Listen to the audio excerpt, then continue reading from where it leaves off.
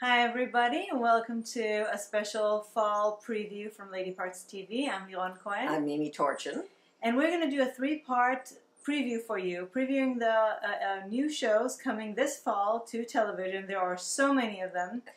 And I'm not even convinced we found them all. I know there are some others that we decided not to do because they're not anything we would recommend. That's true.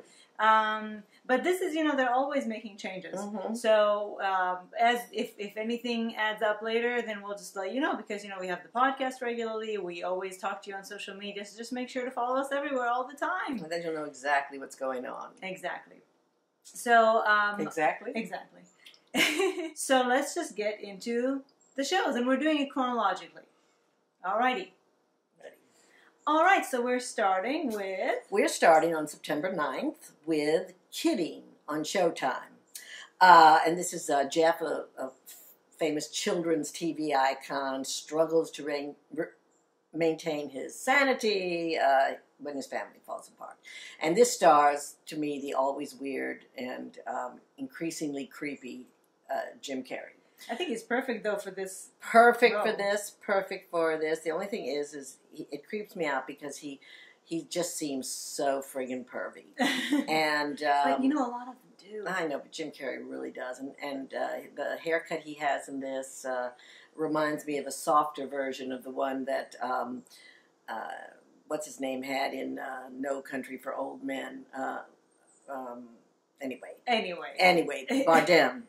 It's really, but Catherine Keener and Judy Greer, are in it, and it looks interesting, but depressing. And since we know Jim Carrey is rather depressive, I think that he had a lot to do with this show. I have a feeling it doesn't look like a happy show, but it looks like a very interesting show. It looks very odd and weird, and I'd like to try it. And I think maybe you might too. Yeah, I think it's an interesting topic, and they're definitely coming at it from a very. I mean, this is kind of funny that it's coming out in the same year with Mr. Rogers. Yeah, with Will You Be My Neighbor? Yes, who also I never really watched the show, so I can't say really. I know he's beloved, but he always seemed kind of pervy to me too. But that's the thing. All of those guys who do kids shows somehow kind of look pervy a little bit. A little pervy. But I think again about the depressed comic and two, especially Catherine Keener, I really love, but I also like Judy Greer a lot. Mm-hmm. So I think it's worth a check. So yeah, I'm sure there'll be very interesting people throughout the season. Yeah, it's a prestige show. It's Showtime. It's Jim Carrey. So I think that it'll be worth a shot. So September 9th, Kidding on Showtime. Just kidding. You just had to do that. I had to. On the flip side of Kidding, premiering on the same night is another show about a comic whose life is falling apart around him, but it's very different. It's called Rel, and it's on Fox, starring Rel Howery, whom you might remember if you've seen from Get Out, where he was very funny. He was wonderful. And the show is very funny. I mean, we laughed throughout the whole trailer. Now, normally, we're not comedy people, and this is a very male show. I mean, it's very heavy on the male side. At least the trailer makes it seem that way. Sometimes trailers can be misleading. Mm-hmm. But we did laugh throughout the episode, so you can't... very funny. You can't negate that, so we'll probably watch the first episode at least. Anyway. And it's just, again, that they're premiering on the same night, and they're entirely like two ends of the spectrum of the same coin, of the same side. Different sides of the same coin. Right. But close. So, Rel on Fox, September 9th. It will be interesting to see if it can make us follow through on a whole season. Because really, it's not usually our fare. Very male, very comedy sitcom, old-fashioned sitcom. But made us laugh. Okay. So, it's again me. Okay, September 14th. This is a very interesting show, so it seems. It's on Netflix, and it's called Maniac, starring Jonah Hill. Sorry, I should say half of Jonah Hill. He's so thin in it. I wonder if he had a lap band or something. I mean, the guy is very thin. Very, very thin. and Emma Stone. Darling Emma Stone. Also, Justin Theroux, who you might know from The Leftovers, and my surprise element, Sally Field, that I was so happy to see in it. It's a very interesting concept. It's a limited series, by the way, so I guess it's not going to go past the first season. We'll see. Yeah, I know, right? It might be too tempting for them if they We'll see how the ratings go. They just might. So it's about an institutionalized man who dreams of a new life in fantasy world, and it's sort of like to me it was like Total Recall, where they put your head in a thing and they put you through experiences. So they go through into these fantasy realms.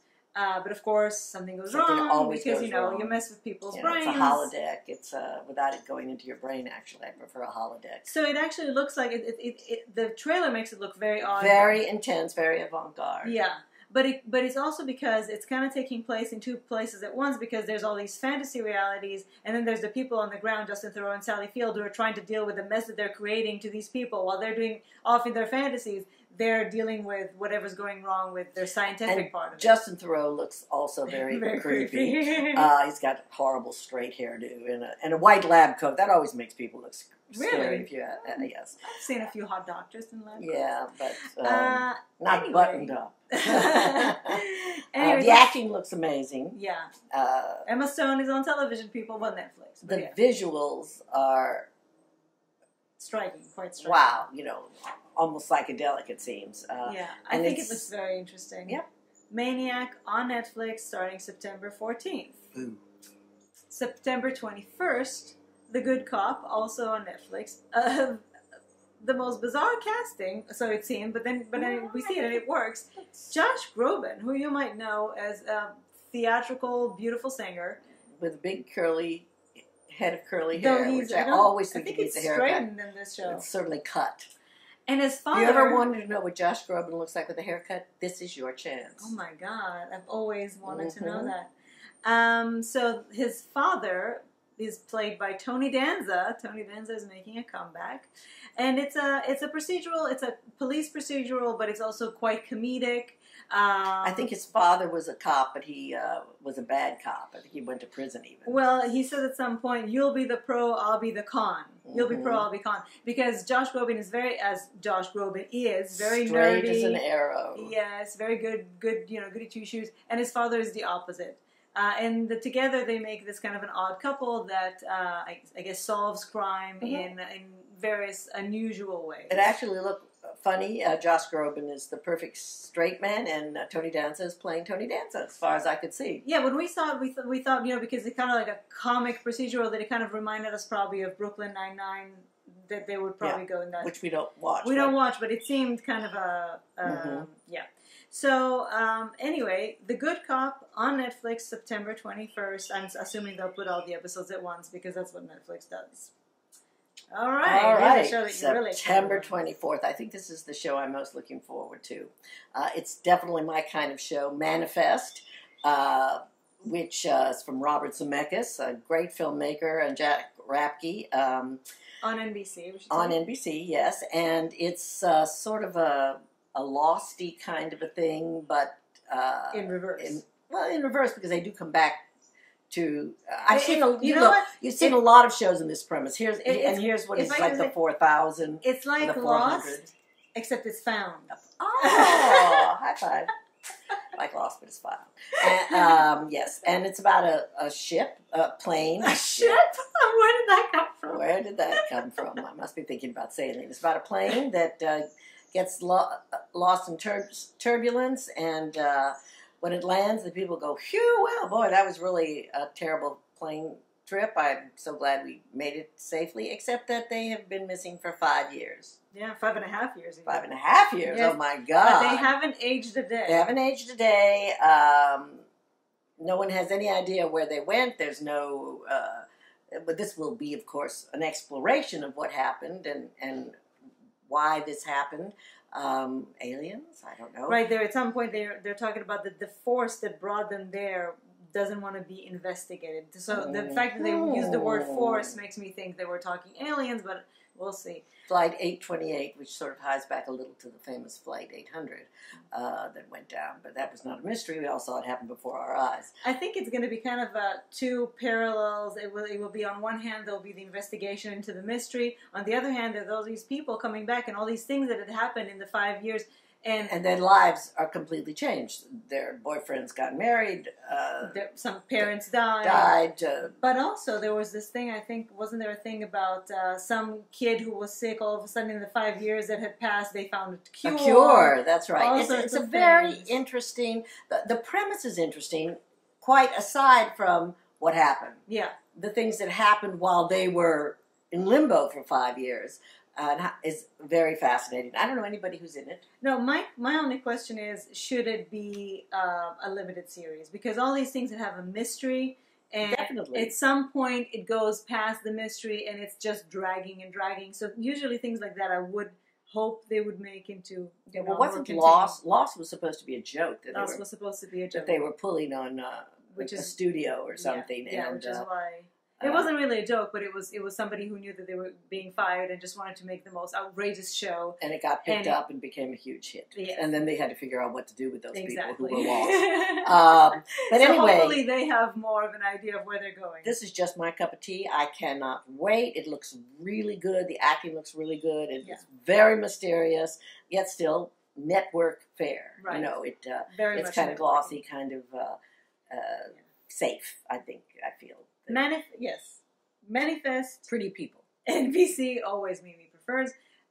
September 24th. Also on September 24th, another show is premiering, or should I say coming back. Oh, yes.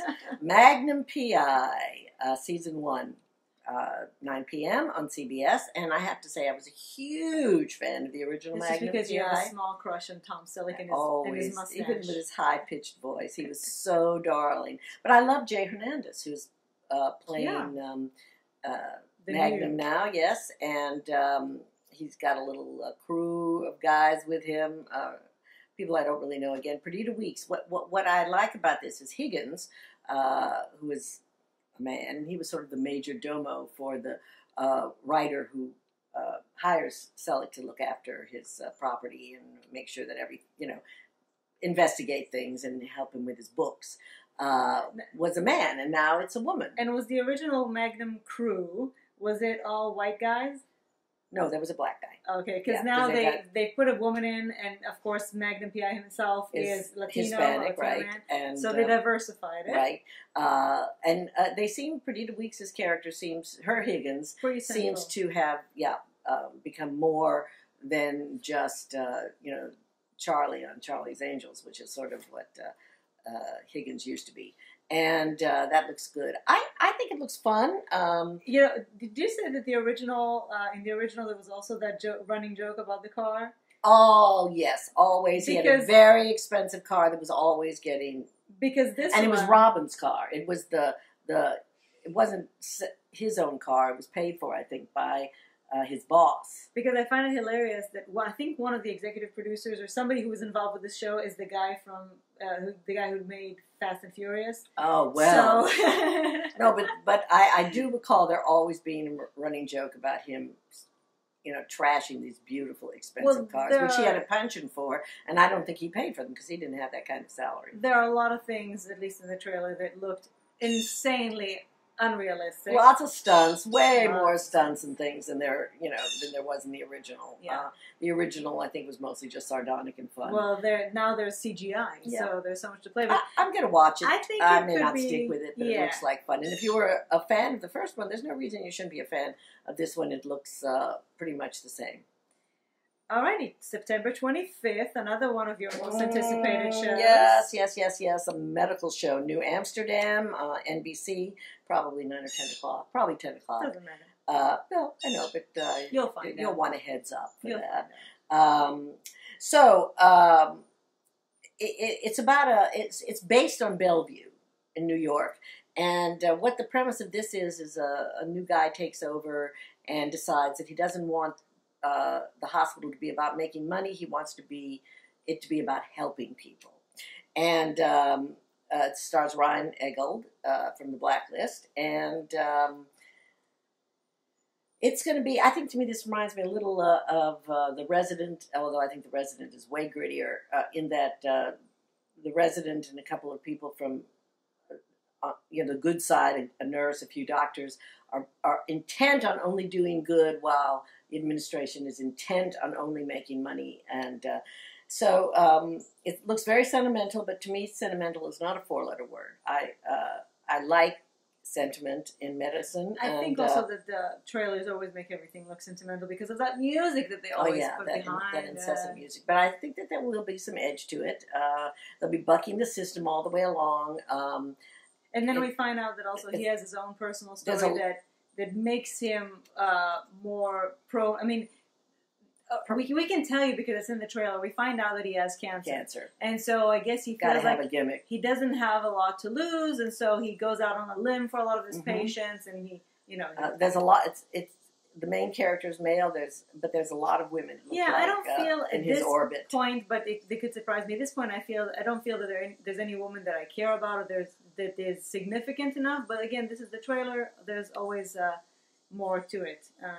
And I was going to say, almost every medical show, if you were a fan of medical shows, just watch them. Every administrator is a woman of color, almost. These days. These days, yes. The CEO, the administrator, the head of... and they don't have a big role, but they're powerful. But they're there, they're powerful. Sometimes they're powerful for good, like on Chicago PD, and sometimes they... Well, actually, they're almost... the one on... The Resident is bad. Bad, right. Which is not bad. She's bad. Just not... and then she... Anyway. Yeah. Anyway, it's an interesting phenomenon. Yes. This is a place where they feel they can be... a diversity. A woman and a black woman. So, so she usually doesn't get a lot of her own personal It's one of those phenomena that I find interesting. Yeah. So this is New Amsterdam on NBC, September 25th. Have a star next to it. Alrighty. So, September 25th, FBI on CBS, one of my personal highly anticipated shows. Have a star too. First of all, it's from Dick Wolf, which I find interesting that he's now doing a show on CBS too. Yeah. He's sending his tentacles all over the place. But I'm happy. I am a big fan of Dick Wolf shows.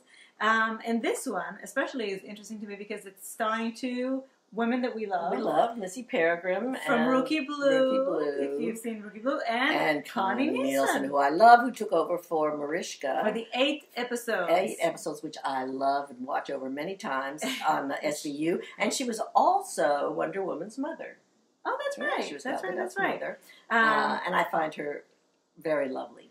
Yes, and I think that they're both very powerful and very central in this show. And it's there are a lot of Rookie Blue. I mean, we've seen at least another one from Rookie Blue actors in this. So I don't know if maybe they shoot it in Canada. But it's there are echoes of 9/11.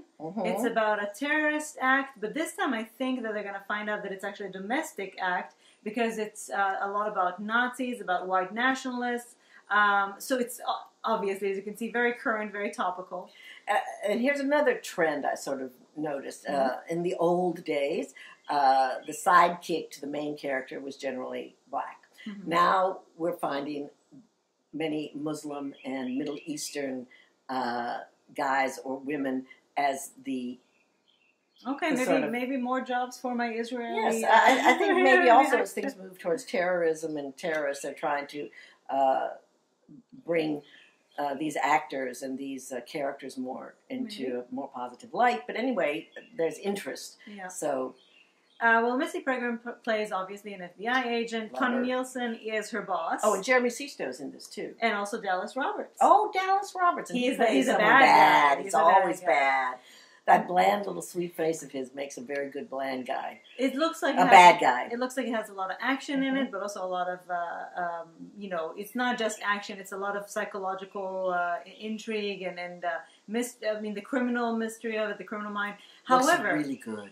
It looks excellent. However, my question is, which I couldn't really understand from the trailer because they gave us a lot, and I was wondering if they gave us too much. So I'm wondering if all that they gave us was kind of encapsulating the first episode, and then it will be a case-by-case, like every episode will be a different case, which is what Dick Wolf is usually... Well, yeah, absolutely. Usually is it more anthological? Well, no, I thought that when they showed us the first case, I thought it would be a season-long, arc, at least a season long, Yeah. that they will go through and figure it out. But they gave us a bit of the outcome of it, and it seemed unlikely that they would give us some of the outcome of the entire season. The entire season, right. So maybe they were just giving us a lot of the first episode, and then it will be a case, every episode will be a different That's a case. good observation on your point, because that is Dick Wolf's modus operandi. Right.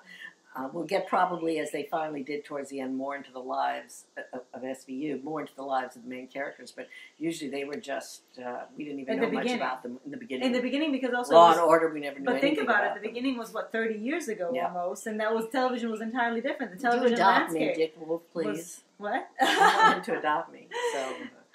So this is FBI on CBS, September 25th, one of my most anticipated me too, got a star.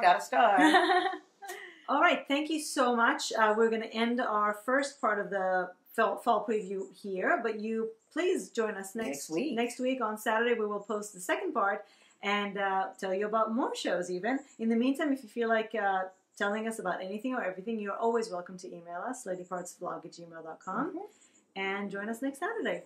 Bye-bye.